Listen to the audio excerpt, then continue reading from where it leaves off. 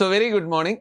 ഊർജ്ജസ്വലമായ മറ്റൊരു ദിനം ആശംസിച്ചുകൊണ്ട് ഇന്നത്തെ ദിവസം നമുക്ക് ആരംഭിക്കാം സൂപ്പർ നോട്ട്സിനൊപ്പം. 5 AM ക്ലബിലെ ഫിസിക്സിന്റെ അടുത്തൊരു മേഖലയുമായിട്ടാണ് ഞാൻ വന്നിരിക്കുന്നത്. 2 പ്രകാശ പ്രതിഭാസങ്ങളാണ് നമ്മുടെ ഇന്നത്തെ ടാർഗറ്റ്. അതിനു വേണ്ടിയിട്ട് ആദ്യം നിങ്ങൾക്ക് മുമ്പിൽ ഒരു ചോദ്യം ഞാൻ പരിചയപ്പെടുത്തുകയാണ്. ആ പറഞ്ഞ ചോദ്യം ഇതത്രയേ ഉള്ളൂ. അക്വേറിയത്തിന്റെ അടുത്തിട്ട് ജലോപരിതലത്തിൽ പ്രതിപദിക്കാൻ കാരണമായ പ്രകാശ പ്രതിഭാസം എന്തായിരുന്നു? അക്വേറിയത്തിന്റെ അടുത്തിട്ട് ജലോപരിതലത്തിൽ പ്രതിപദിക്കാൻ കാരണമായ പ്രകാശ പ്രതിഭാസം. മോസ്റ്റ് പ്രോബബ്ലി 90% ഓഫ് യു നിങ്ങൾ ആദ്യം ചിന്തിക്കുന്നത് ഓപ്ഷൻ എ എന്നുള്ളതായിരിക്കുമെങ്കിൽ ഇവിടുത്തെ ആ ഒരു ട്രാപ്പ് പരിഗണിച്ചുകൊണ്ടാണ് ഈ ചോദ്യത്തെ തന്നെ ആദ്യമേ പ്ലേസ് ചെയ്തത്. എനിവേ, അക്വേറിയത്തിന്റെ അടുത്തിട്ട് ജലോപരിതലത്തിൽ പ്രതിപദിക്കാൻ കാരണമായ പ്രകാശ പ്രതിഭാസത്തെ അന്വേഷിച്ച് നമ്മൾ അങ്ങ് ഇറങ്ങുകയാണെന്നേ.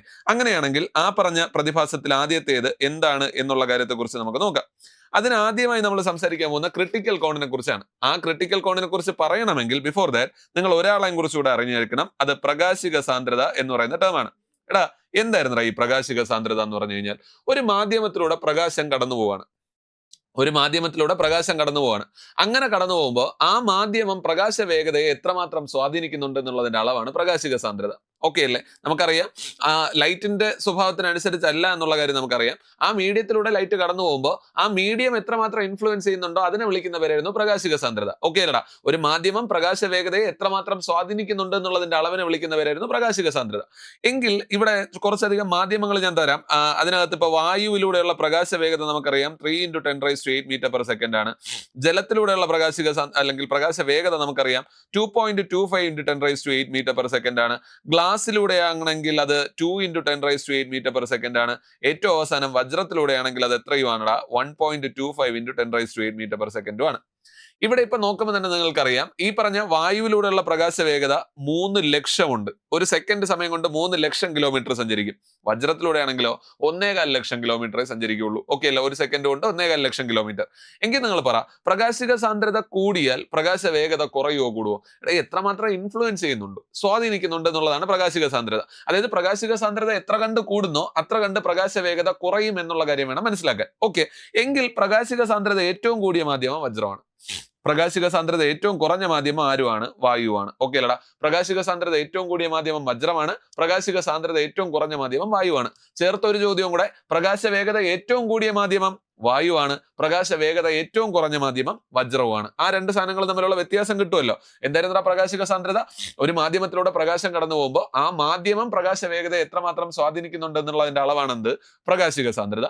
Point B noted. പ്രകാശിക സാന്ദ്രത കൂടിയാൽ എന്ത് കുറയും? പ്രകാശ വേഗത കുറയും. പ്രകാശിക സാന്ദ്രത ഏറ്റവും കൂടിയ മാധ്യമമാണ് ആര്? വജ്രം. ഓക്കെ അല്ല? പ്രകാശിക സാന്ദ്രത ഏറ്റവും കൂടിയ മാധ്യമമാണ് വജ്രം. പ്രകാശിക സാന്ദ്രത ഏറ്റവും കുറഞ്ഞ മാധ്യമമാണ് വായു. തിരികെയും കൂടെ, പ്രകാശ വേഗത ഏറ്റവും കൂടിയ മാധ്യമമാണ് വായു. പ്രകാശ വേഗത ഏറ്റവും കുറഞ്ഞ മാധ്യമമാണ് വജ്രം. ഇത്രയും സെറ്റ്. എങ്കിൽ ക്രിട്ടിക്കൽ കോണിലേക്ക് പോവാം. പ്രകാശിക സാന്ദ്രതയിൽ വ്യത്യാസം വേണം. അതായത് പ്രകാശിക സാന്ദ്രത കൂടിയതിൽ നിന്ന് കുറഞ്ഞതിലേക്ക് എന്ത് ചെയ്യണം? പ്രകാശം എൻട്രി ചെയ്യണം. ഞാനിപ്പോ 2 മാധ്യമങ്ങൾ നിങ്ങൾക്ക് വരച്ച് കാണിച്ചു തരാം. ഈ പറഞ്ഞ ടാങ്കിനുള്ളിൽ ജലം ഉണ്ടെന്ന് കരുതുക. അങ്ങനെയാണെങ്കിൽ അവിടെ നിന്ന് പ്രകാശം എന്താ ഇങ്ങനെ പതിക്കുകയാണ്, ചരിഞ്ഞ് പതിക്കുകയാണ്. പതിക്കുന്ന സമയത്ത് നമ്മൾ അവിടെ ആ ബിന്ദുവിലൂടെ ഒരു ലംബവും കൂടെ ഞാൻ ഇങ്ങനെ വരയ്ക്കുന്നുണ്ട്. ഓക്കെ, ചരിഞ്ഞ് പതിക്കുകയാണ്. സാധാരണ നിലയ്ക്ക് നമുക്കറിയാവുന്ന ഒരു വസ്തുത എന്താണെന്ന് ചോദിച്ചു കഴിഞ്ഞാലേ, അപവർത്തനത്തിന് വിധേയമാവും പ്രകാശം. അപവർത്തനത്തിന് വിധേയമാവും, തർക്കമില്ല. പക്ഷെ അപവർത്തനത്തിന് വിധേയമായാലും പ്രകാശപാത ലംബത്തിൽ നിന്ന് അകലും. കാരണം ജലത്തിൽ നിന്ന് വായുവിലേക്കാണ്, അല്ലെങ്കിൽ ഗ്രേറ്റർ ഒപ്റ്റിക്കൽ ഡെൻസിറ്റിയിൽ നിന്ന് ലോവർ ഒപ്റ്റിക്കൽ ഡെൻസിറ്റിയിലേക്കാണ്. പ്രകാശിക സാന്ദ്രത കൂടിയ മാധ്യമത്തിൽ നിന്നും കുറഞ്ഞ മാധ്യമത്തിലേക്ക് പ്രവേശിച്ചാൽ പ്രകാശപാത ലംബത്തിൽ നിന്ന് അകലും. ഓക്കെ അല്ലെ? ലംബത്തിൽ നിന്ന് അകലും എന്നുള്ള കാര്യം കൂടെ ഈ അവസരത്തിൽ ഓർമ്മിപ്പിക്കുന്നു. ലംബത്തിൽ നിന്ന് അകലുന്നു എന്നുള്ള കാര്യം കൂടെ ഓർമ്മിപ്പിക്കുന്നു. ഓക്കെ അല്ലടാ? പ്രകാശപാത ലംബത്തിൽ നിന്ന് അകലുന്നു, തർക്കമില്ല. അപ്പൊ പ്രകാശിക സാന്ദ്രത കൂടിയതിൽ നിന്ന് കുറഞ്ഞതിലേക്കാണ് പ്രവേശിക്കുന്നതെങ്കിൽ പ്രകാശപാത ലംബത്തിൽ നിന്ന് അകലുന്നു, തർക്കമില്ല. ഏതോ ഒരു കോണളവിൽ ഞാൻ അയക്കുന്ന സമയത്ത് എനിക്ക് മനസ്സിലായി പ്രകാശം എന്താണ്ട് ഇപ്പൊ ഉപരിതലത്തിലൂടെ ഇങ്ങനെ കടന്നുപോയി. പ്രകാശം പുറത്തേക്കൊന്നും വന്നില്ല, മാധ്യമത്തിന്റെ പുറത്തേക്ക് വന്നില്ല, മാധ്യമത്തിന് അകത്തേക്കും പോയില്ല. പ്രകാശപാത എവിടെ കൂടെയായിരുന്നു? ലംബത്തിലൂടെ ആയിരുന്നു. ആ സമയത്തെ അപവർത്തന കോൺ നോക്കിക്കഴിഞ്ഞാൽ നിങ്ങൾക്ക് മനസ്സിലാവും അത് 90 ആണ്. അപവർത്തന കോൺ 90 ആണ്. എങ്കിൽ ആ സമയത്തെ പതന കോൺ അറിയപ്പെടുന്നവരാണ് ക്രിട്ടിക്കൽ കോൺ. കഴിഞ്ഞടാ, ഒന്നുമില്ല. ക്രിട്ടിക്കൽ കോൺ എന്ന് പറഞ്ഞു കഴിഞ്ഞാൽ എന്തായിരുന്നു? പ്രകാശിക സാന്ദ്രത കൂടിയ മാധ്യമത്തിൽ നിന്ന് കുറഞ്ഞ മാധ്യമത്തിലേക്ക്, പ്രകാശിക സാന്ദ്രത കൂടിയ മാധ്യമത്തിൽ നിന്ന് കുറഞ്ഞ മാധ്യമത്തിലേക്ക് പ്രകാശം വരികയാണ്. അങ്ങനെ വരുന്ന സമയത്ത് ഏതോ ഒരു കോണളവിൽ, ഓക്കെ അല്ല? ഏതോ ഒരു കോണളവിൽ നമ്മൾ അയക്കുന്ന സമയത്ത് അല്ലെങ്കിൽ അപവർത്തന കോൺ എത്രയായി? 90 ഡിഗ്രി ആയി. അല്ലെങ്കിൽ പ്രകാശം എന്ത് ചെയ്തു? ഉപരിതലത്തിലൂടെ ഇങ്ങനെ കടന്നുപോയി. എങ്കിൽ ആ കോണളവ് അറിയപ്പെടുന്ന പേര്, അല്ലെങ്കിൽ പതന കോൺ അറിയപ്പെടുന്ന പേരാണ് ക്രിട്ടിക്കൽ കോൺ. ഡെഫിനിഷനിലേക്ക് ഒന്നുകൂടെ, പ്രകാശിക സാന്ദ്രത കൂടിയ മാധ്യമത്തിൽ നിന്നും കുറഞ്ഞ മാധ്യമത്തിലേക്ക് പ്രകാശം പതിക്കുമ്പോൾ, പ്രകാശിക സാന്ദ്രത കൂടിയതിൽ നിന്ന് കുറഞ്ഞതിലേക്ക് പ്രകാശം പതിക്കുമ്പോൾ അപവർത്തന കോൺ 90 ഡിഗ്രി ആകുന്ന സമയത്ത് പതന കോൺ അറിയപ്പെടുന്ന പേരാണ് ക്രിട്ടിക്കൽ കോൺ. ഓക്കെ അല്ലടാ. ആംഗിൾ ഓഫ് റിഫ്രാക്ഷൻ 90 ഡിഗ്രി ആകുന്ന സമയത്ത് ഇൻസിഡന്റ് ആംഗിൾ അറിയപ്പെടുന്ന പേരാണ് എന്ത്? ക്രിട്ടിക്കൽ കോൺ. ഓക്കെ, ഏതോ ഒരു ആംഗിളിൽ അയക്കുന്ന സമയത്ത് അതുവരെ എന്ത് ചെയ്തുകൊണ്ടിരിക്കുകയാണ്? ഒന്ന് പർട്ടിക്കുലർ ആംഗിളിൽ ഡീവിയേറ്റ് ചെയ്തുകൊണ്ടിരിക്കുകയാണ്. പക്ഷേ ഏതോ ഒരു ആംഗിളിൽ അയക്കുന്ന സമയത്ത് അവൻ എന്ത് ചെയ്തു? ഉപരിതലത്തിലൂടെ ഇങ്ങനെ കടന്നുപോയി. ഓക്കെ അല്ലേ? അതായത് അപവർത്തന കോൺ എത്രയായി? 90 ഡിഗ്രി ആയി. അപ്പൊ അപവർത്തന കോൺ 90 ഡിഗ്രി ആകുന്ന സമയത്ത് പതന കോൺ അറിയപ്പെടുന്ന പേരാണ് ക്രിട്ടിക്കൽ കോൺ. സെറ്റാണ്. അപ്പൊ ഒന്നുകൂടെ പറയൂ, എന്തോന്നാ ക്രിട്ടിക്കൽ കോൺ എന്ന് പറഞ്ഞു കഴിഞ്ഞാൽ? പ്രകാശിക സാന്ദ്രത കൂടിയ മാധ്യമത്തിൽ നിന്നും കുറഞ്ഞ മാധ്യമത്തിലേക്ക് പ്രവേശിക്കുന്ന സമയത്ത് അപവർത്തന കോൺ 90 ഡിഗ്രി ആകുന്ന സമയത്ത് പതന കോൺ അറിയപ്പെടുന്ന പേരാണ് ക്രിട്ടിക്കൽ കോൺ. സെറ്റാണ്. പ്രകാശിക സാന്ദ്രത കൂടിയ മാധ്യമത്തിൽ നിന്നും കുറഞ്ഞ മാധ്യമത്തിലേക്ക് പ്രകാശം പതിക്കുന്ന സമയത്ത് അപവർത്തന കോൺ 90 ഡിഗ്രി ആകുന്ന സമയത്ത് പതന കോൺ അറിയപ്പെടുന്ന പേരാണ് ക്രിട്ടിക്കൽ കോൺ എന്നുള്ളത്. വേറെ വലിയ പരിപാടിയില്ല, അത് നമുക്ക് അറിയാവുന്നതാണ്. ഓക്കെ അല്ലേ? അതിനുശേഷം നമ്മൾ സംസാരിക്കാൻ വേണ്ടിയിട്ട് പോകുന്നത് അപ്പോൾ അത്രേ ഉള്ളൂ. എന്തായിരുന്നു? പ്രകാശിക സാന്ദ്രത കൂടിയ മാധ്യമത്തിൽ നിന്നും കുറഞ്ഞ മാധ്യമത്തിലേക്ക് പ്രകാശം പ്രവേശിക്കുമ്പോൾ അപവർത്തന കോൺ 90 ഡിഗ്രി ആകുന്ന സമയത്ത് പതന കോണാണ് ക്രിട്ടിക്കൽ കോൺ. മതി. ഇനി ഈ പറഞ്ഞ ക്രിട്ടിക്കൽ കോണിന്റെ മൂല്യങ്ങൾ നിങ്ങൾക്ക് വേണമെങ്കിൽ ജലത്തിന്റെ ക്രിട്ടിക്കൽ കോൺ എത്രയാണെന്ന് അറിയാമോ? 48.6 PQ ആണ്. 48.6 ആണ് ജലത്തിന്റെ ക്രിട്ടിക്കൽ കോൺ. ഗ്ലാസിന്റേതാവട്ടെ 42 ആണ്. വജ്രത്തിന്റേതാണെങ്കിൽ 24.4 ആണ്. അതായത് നേരത്തെ വരച്ച അതേ ചിത്രത്തിനകത്ത് ഞാൻ ഒന്നുകൂടെ പറയാം. ദാ ഇങ്ങനെ പ്രകാശം പതിച്ചേ. ഓക്കെ അല്ലേ? പ്രകാശം പതിച്ചു. അതായത് ഈ കോണളവ് 48.6 ആകുമ്പോഴാണ് പ്രകാശരശ്മി ഏത് വഴി കടന്നു പോണേ? ഈ ഉപരിതലത്തിലൂടെ കടന്നു പോകുന്നത്. ഓക്കെ അല്ലടാ. അപ്പൊ ജലത്തിന്റെ ക്രിട്ടിക്കൽ കോൺ എന്നുള്ളത് 48.6 ആണ്, അല്ലെങ്കിൽ 48.6 ആണ് എന്നുള്ള കാര്യം കൃത്യമായി നിങ്ങളൊന്ന് ഓർമ്മിക്കുക. ഓക്കെ അല്ലടാ. 48.6 ആണ് ജലത്തിന്റെ. അതേ സാഹചര്യത്തിൽ ഗ്ലാസിന്റേതാണെങ്കിൽ എത്രയായിരിക്കും? ഇവിടെ 48.6 പകരം നിങ്ങൾക്ക് എന്ത് എഴുതാം? ഗ്ലാസ് ആണ് എങ്കിൽ, ഈ പറഞ്ഞ മാധ്യമം ഗ്ലാസ് ആണെങ്കിൽ നിങ്ങൾ 48.6 പകരം എഴുതുന്നത് 42 എന്നുള്ളൊരു ഫിഗർ ആയിരിക്കും. കാരണം ഗ്ലാസിന്റെ ക്രിട്ടിക്കൽ കോൺ എത്രയായിരുന്നു? 42. ആ സമയത്ത് അപവർത്തന കോൺ എത്രയാവും? 90 ഡിഗ്രി ആവും. ക്ലിയർ ആണ്, ഒരു പ്രശ്നവും ഇല്ല. സിമ്പിൾ ആണ്, സംഭവം സിമ്പിൾ ആണ്. ഓക്കെ അല്ലടാ. അപ്പൊ ഇത്രയും കിട്ടുമല്ലോ, 100% ഉറപ്പാണ്. നമ്മളിപ്പോ പറഞ്ഞുകൊണ്ടിരിക്കുന്ന ആരെ കുറിച്ച്? ക്രിട്ടിക്കൽ കോണിനെ കുറിച്ചാണ്. പ്രകാശിക സാന്ദ്രത കൂടിയ മാധ്യമത്തിൽ നിന്നും കുറഞ്ഞ മാധ്യമത്തിലേക്ക് പ്രകാശം പതിക്കുന്ന സമയത്ത് അപവർത്തന കോൺ 90 ഡിഗ്രി ആകുന്ന സമയത്ത് പതന കോൺ. ഓക്കെ അല്ല? അപവർത്തന കോൺ 90 ഡിഗ്രി ആകുന്ന സമയത്ത് പതന കോൺ അറിയപ്പെടുന്ന പേരാണ് ക്രിട്ടിക്കൽ കോൺ. ജലത്തിന്റെ ക്രിട്ടിക്കൽ കോൺ 48.6 48.6 ആണ്. ഗ്ലാസിന്റേതാണെങ്കിൽ 42 ആണ്. വജ്രത്തിന്റേതാണെങ്കിൽ 24.4 ആണ്. ഓക്കെ ആണല്ലോടാ. എടാ ഇനി അതിനേക്കാൾ കൂടിയൊരു ആംഗിളിൽ കോണളവിൽ ഞാൻ അയക്കുകയാണെന്ന് കരുതുക. ഈ ചിത്രം വ്യക്തമായി നിങ്ങളുടെ മനസ്സിലേക്ക് പതിയട്ടെ. ഗ്ലാസിൽ നിന്ന് പ്രകാശരശ്മി എവിടേക്ക് പതിക്കുകയാണ്? വായുവിലേക്ക് പതിക്കുകയാണ്. നമുക്കറിയാം പ്രകാശിക സാന്ദ്രത കൂടിയ മാധ്യമത്തിൽ നിന്ന് കുറഞ്ഞ മാധ്യമത്തിലേക്ക് തന്നെയാണ് പോകുന്നത്. ശരിയല്ലേ? പ്രകാശിക സാന്ദ്രത കൂടിയ മാധ്യമത്തിൽ നിന്ന് കുറഞ്ഞ മാധ്യമത്തിലേക്ക്. കാര്യം പ്രകാശം എന്താ ഇപ്പൊ കയറാൻ വേണ്ടിയിട്ട് പോകുന്നത് എവിടെ നിന്നായിരുന്നു? ഗ്ലാസിൽ നിന്നാണ്. ഗ്ലാസിൽ നിന്ന് കയറുന്നു. ഓക്കെ അല്ലടാ. ഗ്ലാസിൽ നിന്ന് കയറുന്നു, എന്നിട്ട് എന്ത് ചെയ്യുന്നു? പുറത്തേക്ക് പോകുന്നു. അങ്ങനെ പ്രവേശിക്കുന്ന സമയത്ത് നമ്മൾ ശ്രദ്ധിച്ച ഒരു കാര്യം എന്താണെന്ന് ചോദിച്ചു കഴിഞ്ഞാലേ, ഏതോ ഒരു കോണളവിൽ പതിക്കുന്ന സമയത്ത്, അല്ലെങ്കിൽ ആ പറഞ്ഞ കോണളവിന്റെ പ്രത്യേകത നമ്മൾ മനസ്സിലാക്കുന്നു. ക്രിട്ടിക്കൽ കോൺ ഓഫ് ഗ്ലാസ് 42 ആണ്. ഇവിടുത്തെ കോണളവ് നിങ്ങളൊന്ന് സൂക്ഷിച്ച് നോക്കിക്കഴിഞ്ഞാൽ നിങ്ങൾക്ക് മനസ്സിലാവും 42-നേക്കാൾ കൂടുതലാണ്. ഓക്കെ അല്ലേ? പതിച്ച കോണളവ് 42-നേക്കാൾ കുറച്ച് കൂടുതലാണ്. അതായത് ക്രിട്ടിക്കൽ കോണിനേക്കാൾ കൂടിയ കോണളവിൽ പതിച്ചപ്പോൾ സാധാരണഗതിയിൽ, എടാ ഇതൊരു സുതാര്യ മാധ്യമമല്ലേ ഈ പറഞ്ഞ ഗ്ലാസ് എന്ന് പറയുന്നത്, അല്ലേ? ഇല്ലെങ്കിൽ ഈ പറഞ്ഞ പ്രിസം എന്ന് പറയുന്നത് ഒരു സുതാര്യ മാധ്യമമാണെന്നുള്ള കാര്യം നിങ്ങൾക്കറിയാം. എന്നിട്ട് പോലും അതെന്ത് ചെയ്തില്ല? പുറത്തേക്ക് പോയില്ല. പകരം എന്ത് ചെയ്തു? അതേ മാധ്യമത്തിലേക്ക് തന്നെ തട്ടി തിരികെ വന്നു. ഓക്കെ അല്ലേ? അപ്പൊ ക്രിട്ടിക്കൽ കോണിനേക്കാൾ കൂടിയ കോണളവിൽ പ്രവേശിച്ചപ്പോൾ അത് എന്ത് ചെയ്താ? പ്രകാശം പുറത്തേക്ക് പോകുന്നതിന് പകരം അതേ മാധ്യമത്തിലേക്ക് തന്നെ തട്ടി തിരികെ വന്നു. ഈ പ്രതിഭാസം അറിയപ്പെടുന്ന പേരാണ് പൂർണ്ണാന്തര പ്രതിപതനം. ഓക്കെ, മനസ്സിലാവുമോ? ഒന്നുകൂടെ ഇതിന്റെ ഡെഫിനിഷൻ പഠിച്ചു കഴിഞ്ഞാൽ പൂർണ്ണാന്തര പ്രതിപതനവും കയ്യിലായി. പ്രകാശിക സാന്ദ്രത കൂടിയ മാധ്യമത്തിൽ നിന്ന് കുറഞ്ഞ മാധ്യമത്തിലേക്ക്, ക്രിട്ടിക്കൽ കോൺ പറയണമല്ലോ, അതുകൊണ്ട് പ്രകാശിക സാന്ദ്രത കൂടിയ മാധ്യമത്തിൽ നിന്ന് കുറഞ്ഞ മാധ്യമത്തിലേക്ക് പ്രകാശം പ്രവേശിക്കുകയാണ്. അങ്ങനെ പ്രവേശിക്കുമ്പോഴുള്ള കണ്ടീഷൻ എന്തായിരുന്നു? ക്രിട്ടിക്കൽ കോണിനേക്കാൾ കൂടിയ കോണളവിൽ പ്രവേശിച്ചാൽ പ്രകാശപാത എന്ത് ചെയ്യുന്നു? പ്രകാശം അതേ മാധ്യമത്തിലേക്ക് തന്നെ എന്ത് ചെയ്യുന്നു? പ്രതിപതനത്തിന് വിധേയമാവുന്നു. ഈ പ്രതിഭാസം അറിയപ്പെടുന്ന പേരാണ് പൂർണ്ണാന്തര പ്രതിപതനം. ഒന്നുകൂടെ പോവാം. പ്രകാശിക സാന്ദ്രത കൂടിയ മാധ്യമത്തിൽ നിന്ന് കുറഞ്ഞ മാധ്യമത്തിലേക്ക്, പ്രകാശിക സാന്ദ്രത കൂടിയ മാധ്യമത്തിൽ നിന്ന് കുറഞ്ഞ മാധ്യമത്തിലേക്ക് പ്രവേശിക്കുകയാണ്. എങ്ങനെ പ്രവേശിക്കുകയാണ്? ക്രിട്ടിക്കൽ കോണിനേക്കാൾ കൂടിയ കോണളവിൽ പ്രവേശിച്ചാൽ. ക്രിട്ടിക്കൽ കോണിനേക്കാൾ കൂടിയ കോണളവിൽ പ്രവേശിച്ചാൽ പ്രകാശം എന്തിന് വിധേയമാവില്ല? സൈഡിലേക്ക് പോകുന്ന തരത്തിൽ അപവർത്തനത്തിനൊന്നും വിധേയമാവില്ല. പകരം അവൻ എന്താണ് ചെയ്യണേ? അതേ മാധ്യമത്തിലേക്ക് തന്നെ തിരികെ വരും. ഈ പ്രതിഭാസം അറിയപ്പെടുന്ന പേരാണ് എന്താ? പൂർണ്ണാന്തര പ്രതിപതനം. ഒന്നുകൂടെ, പ്രകാശിക സാന്ദ്രത കൂടിയ മാധ്യമത്തിൽ നിന്നും കുറഞ്ഞ മാധ്യമത്തിലേക്ക് ക്രിട്ടിക്കൽ കോണിനേക്കാൾ കൂടിയ കോണളവിൽ പ്രവേശിച്ചാൽ പ്രകാശം അപവർത്തനത്തിന് വിധേയമാകാതെ അതേ മാധ്യമത്തിലേക്ക് തന്നെ മടങ്ങി വരുന്നു. ഈ പ്രതിഭാസം അറിയപ്പെടുന്ന പേരാണ് എന്താ? പൂർണ്ണാന്തര പ്രതിപതനം. ഈ പിക്ചർ മാത്രം ഓർമ്മിച്ചിരുന്നാൽ മതി. മതി. ക്രിട്ടിക്കൽ കോണിനേക്കാൾ കൂടിയ കോണളവിലാണ് വന്നിരിക്കുന്നത്. ഏതാ ഈ പറഞ്ഞ 42 എന്നുള്ള സാധനം ഉണ്ടല്ലോ, അതാ ഇവിടെ നിങ്ങൾക്ക് കാണാമല്ലോ 42. ആ 42-നേക്കാൾ കൂടുതലാണ്. ഗ്ലാസിന്റെ ക്രിട്ടിക്കൽ കോൺ 42 ആയതുകൊണ്ടാണ് 42-നേക്കാൾ കൂടിയ ഒരു ആംഗിളിൽ എൻ്റർ ചെയ്യുന്ന സമയത്ത് എന്ത് ചെയ്തില്ലടാ, അപവർത്തനത്തിനൊന്നും വിധേയമായില്ല, പകരം എന്ത് ചെയ്തു, അതേ മാധ്യമത്തിലേക്ക് തന്നെ മടങ്ങി വന്നു. ഈ പ്രതിഭാസം അറിയപ്പെടുന്ന പേരാണ് എന്ത്, പൂർണ്ണാന്തര പ്രതിപതനം. ഡെഫിനിഷനിലേക്ക് പോകാമോ? പൂർണ്ണാന്തര പ്രതിപതനത്തിന്റെ ഡെഫിനിഷനിലേക്ക് വളരെ പെട്ടെന്ന് പോകാം. എന്തായിരുന്നു പൂർണ്ണാന്തര പ്രതിപതനം? പ്രകാശിക സാന്ദ്രത കൂടിയ മാധ്യമത്തിൽ നിന്നും എന്തായിരുന്നടാ, പ്രകാശിക സാന്ദ്രത കൂടിയ മാധ്യമത്തിൽ നിന്നും കുറഞ്ഞ മാധ്യമത്തിലേക്ക് ക്രിട്ടിക്കൽ കോണിനേക്കാൾ കൂടിയ കോണളവിൽ പ്രവേശിച്ചാൽ അപവർത്തനത്തിന് വിധേയമാകാതെ അതേ മാധ്യമത്തിലേക്ക് തന്നെ മടങ്ങി വരുന്ന പ്രതിഭാസം അറിയപ്പെടുന്ന പേരാണ് എന്ത്, പൂർണ്ണാന്തര പ്രതിപതനം. ഒന്നുകൂടെ പറയുമോ, എന്തോന്നാ പൂർണ്ണാന്തര പ്രതിപതനം എന്ന് പറഞ്ഞു കഴിഞ്ഞാൽ? പ്രകാശിക സാന്ദ്രത കൂടിയ മാധ്യമത്തിൽ നിന്നും കുറഞ്ഞ മാധ്യമത്തിലേക്ക്. ഒന്നുകൂടെ, പ്രകാശിക സാന്ദ്രത കൂടിയ മാധ്യമത്തിൽ നിന്നും കുറഞ്ഞ മാധ്യമത്തിലേക്ക്. എങ്ങനെ? ക്രിട്ടിക്കൽ കോണിനേക്കാൾ കൂടിയ കോണളവിൽ പ്രവേശിച്ചാൽ അപവർത്തനത്തിന് വിധേയമാകാതെ അതേ മാധ്യമത്തിലേക്ക് തന്നെ മടങ്ങി വരുന്ന പ്രതിഭാസം അറിയപ്പെടുന്ന പേരാണ് എന്താ, പൂർണ്ണാന്തര പ്രതിപതനം. സെറ്റാണ്. ഓക്കെ, ഒന്നുകൂടെ, പ്രകാശിക സാന്ദ്രത കൂടിയ മാധ്യമത്തിൽ നിന്നും കുറഞ്ഞ മാധ്യമത്തിലേക്ക് ക്രിട്ടിക്കൽ കോണിനേക്കാൾ കൂടിയ കോണളവിൽ പ്രവേശിച്ചാൽ അപവർത്തനത്തിനൊന്നും വിധേയമാവില്ല, പകരം എന്ത് ചെയ്യും, അതേ മാധ്യമത്തിലേക്ക് തന്നെ മടങ്ങി വരും. ഈ പ്രതിഭാസം അറിയപ്പെടുന്ന പേരാണ് പൂർണ്ണാന്തര പ്രതിപതനം. സെറ്റാണ്. Total internal reflection.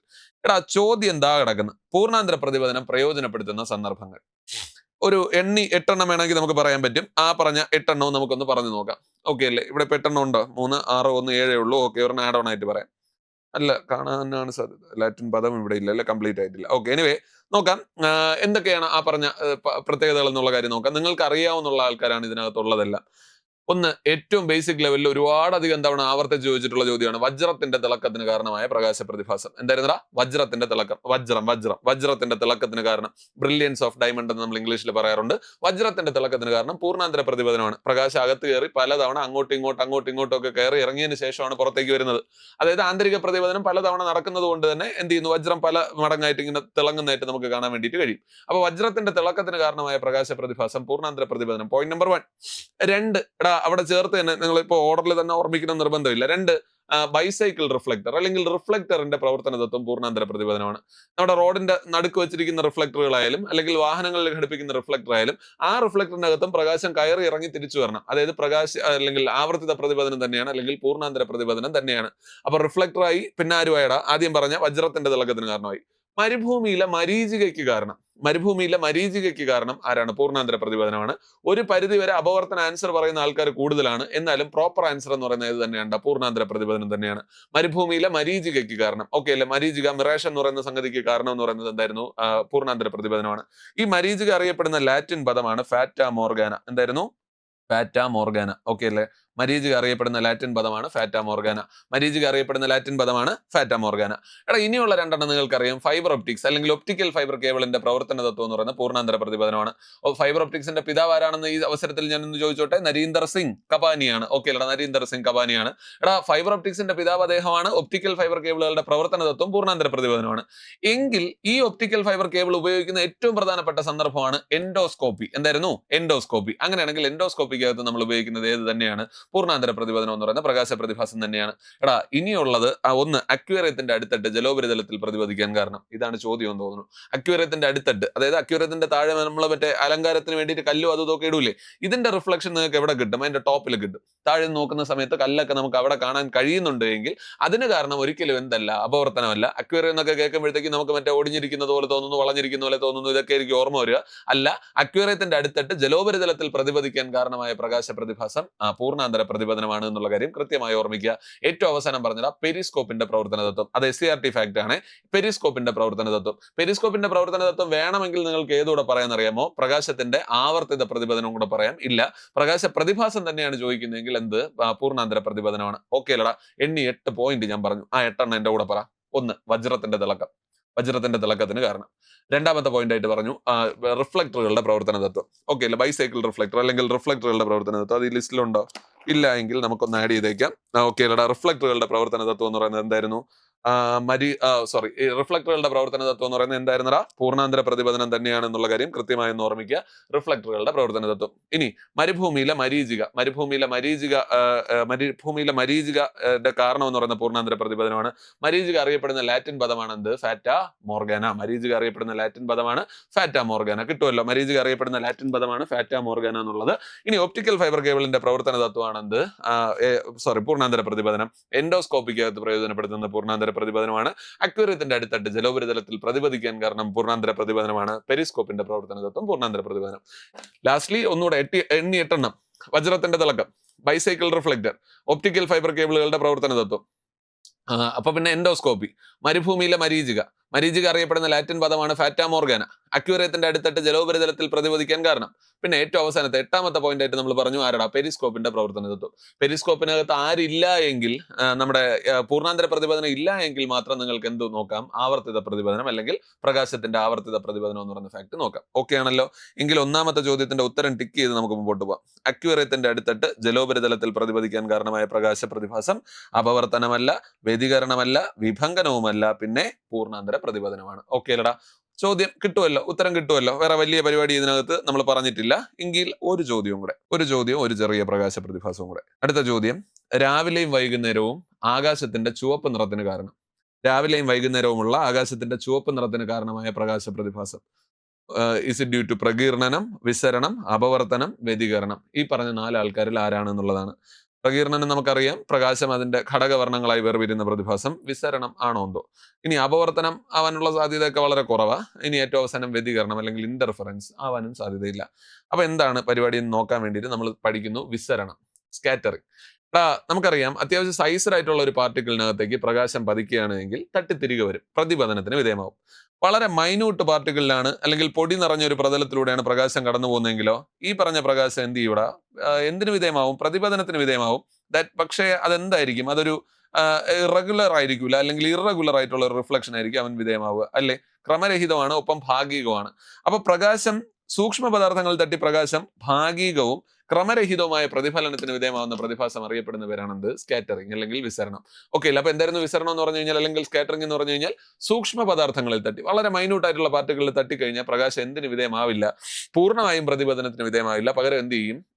ഭാഗികമായിട്ടും ഒപ്പം ക്രമരഹിതവുമായിട്ടുള്ള പ്രതിപതനത്തിന് വിധേയമാവും. ഭാഗികവും ക്രമരഹിതവുമായ പ്രതിപതനത്തിന് നമ്മൾ വിളിക്കുന്ന പേരായിരുന്നു എന്താ? സ്കാറ്ററിംഗ് അല്ലെങ്കിൽ വിസരണം. ഓക്കെ ആണല്ലോ? അപ്പൊ സൂക്ഷ്മങ്ങളായ ചെറിയ ചെറിയ കണികകളിൽ തട്ടി പ്രകാശം ഭാഗികവും ക്രമരഹിതവുമായ പ്രതിപതനത്തിന് വിധേയമാവുന്ന പ്രതിഭാസം അറിയപ്പെടുന്ന പേരാണെന്ത്? വിസരണം. ഒന്ന് സ്ലോ മോഷനിൽ ഒന്നുകൂടെ പറയുമോ? സൂക്ഷ്മങ്ങളായ പദാർത്ഥങ്ങളിൽ തട്ടി, മൈന്യൂട്ട് പാർട്ടിക്കിൾസിൽ ഇൻസിഡന്റ് ചെയ്ത് പ്രകാശം ഭാഗികവും ക്രമരഹിതവുമായ പ്രതിപതനത്തിന് വിധേയമാവുന്ന പ്രതിഭാസം അറിയപ്പെടുന്ന പേരാണെന്ത്? വിസരണം. ഓക്കെ അല്ലേ? സൂക്ഷ്മങ്ങളായ പദാർത്ഥങ്ങളിൽ തട്ടി പ്രകാശം ഭാഗികവും ക്രമരഹിതവും, പാർഷ്യലും ഇറഗുലറും ആയിട്ടുള്ള റിഫ്ലക്ഷന് വിധേയമാവുന്ന പ്രതിഭാസം അറിയപ്പെടുന്ന പേരാണെന്ത്? സ്കാറ്ററിംഗ് എന്നുള്ളത് അല്ലെങ്കിൽ വിസരണം എന്നുള്ളത്. ഓർമ്മിക്കണേ, വിസരണ നിരക്കിനെ സ്വാധീനിക്കുന്ന ഘടകങ്ങൾ. ഈ വിസരണത്തെ സ്വാധീനിക്കുന്ന 1ാമത്തെ ഘടകം എന്ന് പറയുന്നത് പ്രകാശവർണ്ണത്തിന്റെ തരംഗ ദൈർഘ്യമാണ്. പ്രകാശവർണ്ണത്തിന്റെ തരംഗ ദൈർഘ്യം. Wave length. നിങ്ങൾക്കറിയാം, സ്കൈ അപ്പിയേഴ്സ് ബ്ലൂ, ആകാശത്തിന്റെ നീല നിറം എന്ന് പറയുന്നത്. ഈ ഇത്രയും ദൂരത്തുനിന്ന് വരുന്ന സൂര്യപ്രകാശം is composed of 7 different colours എന്നുള്ള കാര്യം നമുക്കറിയാം. ആ 7 വർണ്ണങ്ങളിൽ ഏറ്റവും കൂടുതൽ തരംഗ ദൈർഘ്യമുള്ള ചുവപ്പൊക്കെ ആദ്യമേ ഇങ്ങ് എത്തുന്നുണ്ടാവും. ഓക്കെ അല്ല? റെഡൊക്കെ ഇങ്ങ് അറ്റത്ത് എത്തുന്നുണ്ടാവും. കാരണം തരംഗ ദൈർഘ്യം വല്ലാതെ കൂടുതലാണ്, റെഡിന്റെ വേവ് ലെങ്ത് വളരെ കൂടുതലാണ്. അപ്പൊ വേവ് ലെങ്ത് കൂടുതലാകുമ്പോഴത്തേക്ക് റേറ്റ് ഓഫ് സ്കാറ്ററിംഗ് കുറയും. അങ്ങനെയാണെങ്കിൽ 1ാമത്തെ ഘടകമായിട്ട് നമ്മൾ പറയുന്നു പ്രകാശവർണ്ണത്തിന്റെ തരംഗ ദൈർഘ്യം. അവിടെ ആഡ് ഓൺ പോയിന്റ് ആയിട്ട് പറഞ്ഞു തരംഗ ദൈർഘ്യം. കൂടിയ വർണ്ണങ്ങൾ, തരംഗ ദൈർഘ്യം കൂടിയ വർണ്ണങ്ങള് വിസരണ നിരക്ക് അല്ലെങ്കിൽ അവർക്കുണ്ടാവുന്ന വിസരണ നിരക്ക് എന്ന് പറയുന്നത് എന്തായിരിക്കും? കുറവായിരിക്കും. ഓക്കെ അല്ലേ? തരംഗ ദൈർഘ്യം കൂടിയാൽ വിസരണ നിരക്ക് കുറയുന്നു. ഓക്കെ അല്ലേ? തരംഗ ദൈർഘ്യം കൂടിയാൽ വിസരണ നിരക്ക് കുറയുന്നു. 2, പ്രകാശം സഞ്ചരിക്കുന്ന മാധ്യമത്തിലെ കണികകളുടെ വലിപ്പം. ഇവിടെ കമ്പയർ ടു വേവ് ലെങ്ത് ആണ്, സൈസും വേവ് ലെങ്ത് തമ്മിലാണ് കമ്പാരിസൺ പറഞ്ഞത്. എങ്കിൽ നിങ്ങളൊന്ന് ഓർമ്മിച്ചേക്കണം, സഞ്ചരിക്കുന്ന മാധ്യമത്തിൽ, അതായത് പൊടിപടലങ്ങളുടെയൊക്കെ വലിപ്പം കൂടിയാൽ വിസരണം, നമ്മളിപ്പോൾ പറഞ്ഞ അനുസരിച്ചാണെങ്കിൽ സൂക്ഷ്മ പദാർത്ഥങ്ങളിൽ തട്ടി പ്രകാശം ഭാഗികവും ക്രമരഹിതവും. എങ്കിൽ ഇവിടെ നിങ്ങൾ ഓർമ്മിക്കേണ്ട കാര്യം, പ്രകാശം സഞ്ചരിക്കുന്ന മാധ്യമത്തിലെ കണികകളുടെ വലിപ്പമാണ് 2ാമത്തെ ഘടകം. വലിപ്പം കൂടിക്കഴിഞ്ഞാലേ, കണികകളുടെ വലിപ്പം കൂടിക്കഴിഞ്ഞാലും എന്ത് കൂടും? വിസരണ നിരക്ക് കൂടും. ആ ഒരു പോയിന്റ് കൂടെ ഇവിടെ പ്രത്യേകം ഓർമ്മിച്ചേക്കണം. നമുക്ക് വലിപ്പം കൂടുമ്പോഴത്തേക്കും ചിലപ്പോൾ എന്ത് തോന്നും? വിസരണ നിരക്ക് സൂക്ഷ്മ പദാർത്ഥങ്ങളല്ലേ എന്നൊക്കെ തോന്നിക്കളയും. ഇല്ല, വലിപ്പം കൂടിക്കഴിഞ്ഞാലും വിസരണ നിരക്ക് കൂടും എന്നുള്ള ഫാക്ട് കൂടെ ഒന്ന് മനസ്സിലാക്കുക. അപ്പോൾ തരംഗ ദൈർഘ്യവും കണികകളുടെ വലിപ്പമാണ് 2 ഫാക്ടേഴ്സ്.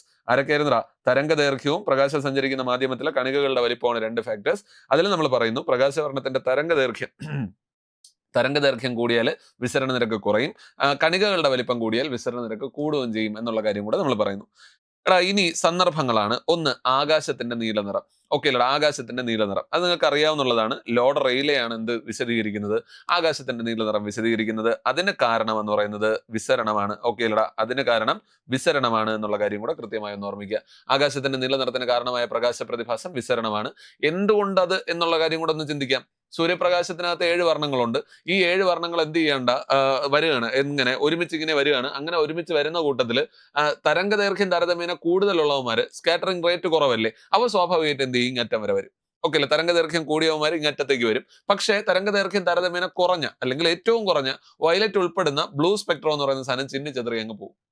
ഓക്കെ അല്ലേ, തരംഗ ദൈർഘ്യം കുറഞ്ഞവന്മാർ ചിന്നിച്ചെതറി പോകും. കാരണം തരംഗ ദൈർഘ്യം കുറഞ്ഞാൽ വിസരണ നിരക്ക് കൂടും അല്ലേ, തരംഗ ദൈർഘ്യം കുറഞ്ഞാൽ വിസരണ നിരക്ക് കൂടും എന്നുള്ളത് കൊണ്ട് തന്നെ ചിന്നിച്ചെതറി പോകും എന്നുള്ളത് കൊണ്ട് തന്നെ നമ്മൾ പറയുന്നു എന്തായിരുന്നു നീല അവിടെ ചിന്നിച്ചെതറി കിടക്കും. അതായിരുന്നു റെയിലയുടെ എക്സ്പ്ലനേഷൻ. അപ്പോൾ റെയിലേസ് ലോ ഓഫ് സ്കാറ്ററിംഗ് പറയുന്നത് ഈ പറഞ്ഞ കണ്ടീഷനാണ്. എന്തായിരുന്നു, ആകാശത്തിന്റെ നീല നിറത്തിന് കാരണമായ പ്രകാശ പ്രതിഭാസം എന്തായിരുന്നു, വിസരണമാണ്.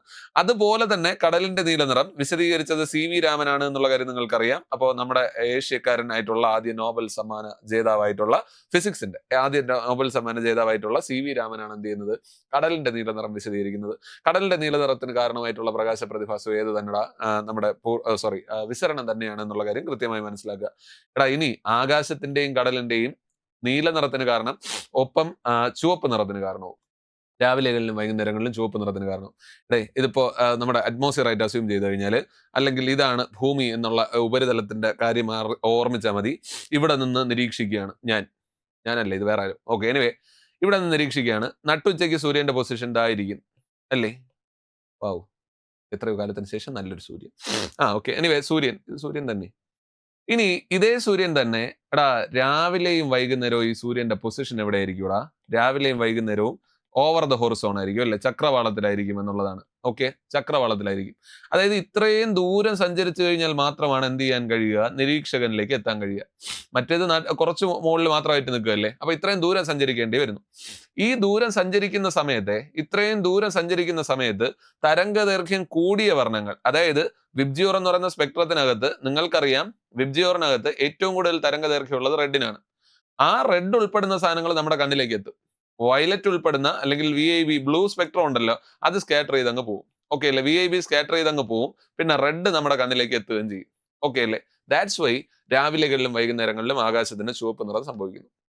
അപ്പോൾ ഒന്നുകൂടെ സന്ദർഭങ്ങൾ പറഞ്ഞു. ആകാശത്തിന്റെ നീല നിറത്തിന് കാരണം അത് വിശദീകരിച്ചത് ലോർഡ് റെയ്ലെയാണ്. കടലിന്റെ നീല നിറത്തിന് കാരണം വിശദീകരിച്ചത് CV രാമനാണ്. ഇനി ഏറ്റവും അവസാനം പറഞ്ഞു ആകാശത്തിന്റെയും കടലിന്റെയും ചുവപ്പ് നിറത്തിന് കാരണം. ഓക്കെ അല്ലടാ, നീലയല്ല, ചുവപ്പ് നിറത്തിന് കാരണവും കൂടെ നമ്മൾ വിശദീകരിച്ചു. അതിന്റെ കാരണവും വിസരണം തന്നെയാണ്. കാരണം നമുക്കറിയാം തരംഗ ദൈർഘ്യം കൂടിയാൽ എന്ത് കുറയും, വിസരണ നിരക്ക് കുറയും. തരംഗ ദൈർഘ്യം കൂടിയാൽ വിസരണ നിരക്ക് കുറയും എന്നുള്ളതാണ് ഉത്തരം. എങ്കിലൊന്ന് പറഞ്ഞു നോക്കൂ, രാവിലെയും വൈകുന്നേരവും ആകാശത്തിന്റെ ചുവപ്പ് നിറത്തിന് കാരണമായ പ്രകാശ പ്രതിഭാസം വിസരണമാണ്. ഓക്കെ അല്ലേ, 2 ചോദ്യങ്ങൾ, ആ 2 ചോദ്യങ്ങളുമായിട്ട് അസോസിയേറ്റ് ചെയ്ത് നമ്മൾ 2 പ്രകാശ പ്രതിഭാസങ്ങളൂടെ പഠിച്ചു.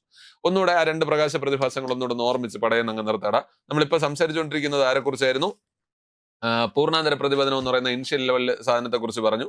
പൂർണ്ണാന്തര പ്രതിപദനം പഠിക്കാൻ വേണ്ടിയിട്ട് ആദ്യം ക്രിട്ടിക്കൽ കോൺ പറഞ്ഞു. പ്രകാശിക സാന്ദ്രത കൂടിയ മാധ്യമത്തിൽ നിന്ന് കുറഞ്ഞ മാധ്യമത്തിലേക്ക് പ്രവേശിക്കുന്ന സമയത്ത് അപവർത്തന കോൺ 90 ഡിഗ്രി ആകുന്ന സമയത്ത് പതന കോൺ അറിയപ്പെടുന്നവരാണ് ക്രിട്ടിക്കൽ കോൺ. ഒന്ന്, ജലത്തിന്റെ ക്രിട്ടിക്കൽ കോൺ എത്രയായിരുന്നു? ജലത്തിൻ്റെതാണെങ്കിൽ 48.6, വജ്രത്തിൻ്റെതാണെങ്കിൽ 24.4, ഗ്ലാസിൻ്റെതാണെങ്കിൽ 42. 2, പൂർണ്ണാന്തര പ്രതിപദനം. ക്രിട്ടിക്കൽ കോണിനേക്കാൾ കൂടിയ കോണളവിലാണ് പ്രകാശം പ്രവേശിക്കുന്നത് എങ്കിൽ, ഒരു മാധ്യമത്തിൽ നിന്ന് പ്രകാശിക സാന്ദ്രത കൂടിയതിൽ നിന്ന് കുറഞ്ഞതിലേക്ക് പ്രവേശിക്കുന്നെങ്കിൽ അപവർത്തനത്തിനൊന്നും വിധേയമാവില്ല, പകരം അതേ മാധ്യമത്തിലേക്ക് തന്നെ മടങ്ങി വരും. ഈ പ്രതിഭാസം അറിയപ്പെടുന്ന പേരാണ് പൂർണ്ണാന്തര പ്രതിപദനം. പൂർണ്ണാന്തര പ്രതിപദനം പ്രയോജനപ്പെടുത്തുന്ന 8ഓളം സന്ദർഭങ്ങൾ നമ്മൾ പറഞ്ഞു. ഒന്ന്, റിഫ്ലക്ടറുകളുടെ പ്രവർത്തന തത്വം, വജ്രത്തിന്റെ തിളക്കത്തിന് കാരണം, മരുഭൂമിയിലെ മരീചിക അറിയപ്പെടുന്ന ലാറ്റിൻ പദം ഫാറ്റ മോർഗാന, പിന്നെ അക്വേറിയത്തിന്റെ അടുത്തിട്ട് ജലോപരിതലത്തിൽ പ്രതിപദിക്കാൻ കാരണം, പിന്നെന്തായിരുന്നു പെരിസ്കോപ്പിന്റെ പ്രവർത്തന തത്വം, ഒപ്റ്റിക്കൽ ഫൈബർ കേബിളുകൾ, അതുവഴി എൻഡോസ്കോപ്പി. ഓക്കെ അല്ലേ, ഇങ്ങനെ 8 എണ്ണം നമ്മൾ എണ്ണി പറഞ്ഞിരുന്നു. ആ പൂർണ്ണാന്തര പ്രതിപദനം ഒരുപാടധികം തവണ ആവർത്തിച്ച് ചോദിച്ചിട്ടുള്ളതാണ്, അതുകൊണ്ട് തന്നെ ഒന്ന് സ്ട്രെസ് കൊടുത്തേക്കണം. ഇനി അതിനുശേഷം നമ്മൾ പറഞ്ഞ വിസരണം അല്ലെങ്കിൽ സ്കാറ്ററിങ്ങിനെ കുറിച്ചാണ്. സൂക്ഷ്മ പദാർത്ഥങ്ങളിൽ തട്ടി വളരെ മൈന്യൂട്ട് ആയിട്ടുള്ള പാർട്ടികളിൽ പ്രകാശം പതിച്ചു കഴിഞ്ഞാൽ എന്തിന് വിധേയമാവൂടാ, എന്തായിരുന്നു, ക്രമരഹിതവും ഭാഗികവുമായിട്ടുള്ള പ്രതിപദനത്തിന് വിധേയമാവും. അതായത് ഇറഗുലർ ആണ്, ഒപ്പം പാർഷ്യലുമാണ്, അത്തരത്തിലുള്ള റിഫ്ലക്ഷന് വിധേയമാവും. ഈ പറഞ്ഞ പ്രതിഭാസം അറിയപ്പെടുന്ന പേരാണ് വിസരണം. ഇനി വിസരണ നിരക്കിനെ സ്വാധീനിക്കുന്ന ഘടകങ്ങൾ എന്തൊക്കെയാ? വിസരണ നിരക്കിനെ സ്വാധീനിക്കുന്ന ഘടകങ്ങൾ എന്ന് പറയുന്നത്, 1, പ്രകാശവർണ്ണത്തിന്റെ തരംഗ ദൈർഘ്യമാണ്, വേവ് ലെങ്ത് ആണ്. 2, കണികകളുടെ വലിപ്പമാണ്. പ്രകാശ പ്രകാശം സഞ്ചരിക്കുന്ന മാധ്യമത്തിലെ കണികകളുടെ വലിപ്പം. തരംഗദൈർഘ്യം കൂടിയാൽ വിസരണ നിരക്ക് കുറയുന്നു. തരംഗദൈർഘ്യം കൂടുകയാണെങ്കിൽ വിസരണ നിരക്ക് കുറയും. അതായത് റെഡ് എന്ന് പറയുന്ന കളറിനെ സംബന്ധിച്ചിടത്തോളം അവന്റെ വിസരണ നിരക്ക്, സ്കാറ്ററിംഗ് റേറ്റ് വളരെ കുറവാണ്. ഫോഗ് ലാമ്പുകളായി യെല്ലോ കളർ ഉപയോഗിക്കുന്നതിന്റെ കാരണവും കുറഞ്ഞ സ്കാറ്ററിംഗ് നിരക്കുള്ളത് കൊണ്ടാണ്. ഓക്കെ, കുറഞ്ഞ സ്കാറ്ററിംഗ് നിരക്കുള്ളത് കൊണ്ടാണ്. സിഗ്നൽ ലൈറ്റുകളിൽ നമ്മൾ റെഡ് അല്ലെങ്കിൽ ഹസാർഡ് ലൈറ്റുകളിലൊക്കെ റെഡ് നമ്മൾ ഉപയോഗിക്കുന്നതിന്റെ കാരണം അത് തന്നെയാണ്. ചിന്നിച്ചിതറി പോരുതന്നെ, ഒരുപാട് ദൂരത്തേക്ക് സഞ്ചരിച്ചെത്തണം. അപ്പൊ അങ്ങനെയാണെങ്കിൽ വിസരണ നിരക്ക് കുറവായതുകൊണ്ടാണ്. ഇനി പറഞ്ഞു തരംഗദൈർഘ്യവും വിസരണ നിരക്കും തമ്മിലുള്ള ബന്ധം നമുക്കിപ്പോൾ അറിയാം. തരംഗദൈർഘ്യം കൂടിയാൽ വിസരണ നിരക്ക് കുറയും എന്നുള്ള കാര്യം നമുക്കറിയാം. ഇനി പറഞ്ഞ രണ്ടാമത്തെ കാര്യം അല്ലെങ്കിൽ സ്വാധീനിക്കുന്ന രണ്ടാമത്തെ ഘടകം എന്ന് പറയുന്നത് പ്രകാശം സഞ്ചരിക്കുന്ന മാധ്യമത്തിലെ കണികകളുടെ വലിപ്പമാണ്. കണികകളുടെ വലിപ്പം കൂടിയാൽ വിസരണ നിരക്ക് കൂടും. കണികകളുടെ വലിപ്പം കൂടിയാൽ വിസരണ നിരക്ക് കൂടുമെന്നുള്ള വസ്തുതയും കൂടെ ഈ അവസരത്തിൽ നിങ്ങൾ മനസ്സിലാക്കണം. അങ്ങനെയാണെങ്കിൽ കണികകളുടെ വലിപ്പം കൂടുന്നതിനനുസരിച്ച് വിസരണ നിരക്ക് കൂടുന്നു എന്നുള്ള കാര്യം മനസ്സിലാക്കി. അപ്പോൾ ആകാശത്തിന്റെ സന്ദർഭങ്ങളാണ്. ആകാശത്തിന്റെ നീല നിറത്തിന് കാരണം കടലിന്റെ നീല നിറത്തിന് കാരണം, ആകാശത്തിന്റെ രാവിലെയും വൈകുന്നേരമുള്ള ആകാശത്തിന്റെ ചുവപ്പ് നിറത്തിന് കാരണം എന്തായിരുന്നു? വിസരണമാണ്. ഇനി ഓർമ്മിക്കേണ്ട ഒരു ചെറിയ കാര്യം കൂടെ പറഞ്ഞോട്ടെ. രാവിലെകളിലും വൈകുന്നേരങ്ങളിലും ആകാശത്തിന്റെ ചുവപ്പ് നിറത്തിന് കാരണമായ പ്രകാശ പ്രതിഭാസം ആരായിരുന്നടാ? വിസരണമാണ് എന്നുള്ള കാര്യം കൂടെ ഓർമ്മിക്കുക. ഓക്കെ ആണോ? സെറ്റല്ലേ? അപ്പൊ ഈ പറഞ്ഞ രണ്ട് സാധനങ്ങൾ ഒന്നുകൂടെ എന്ത് ചെയ്യുക, ആവർത്തിച്ച് ഒന്നുകൂടെ ഒന്ന് കണ്ടു നോക്കുക.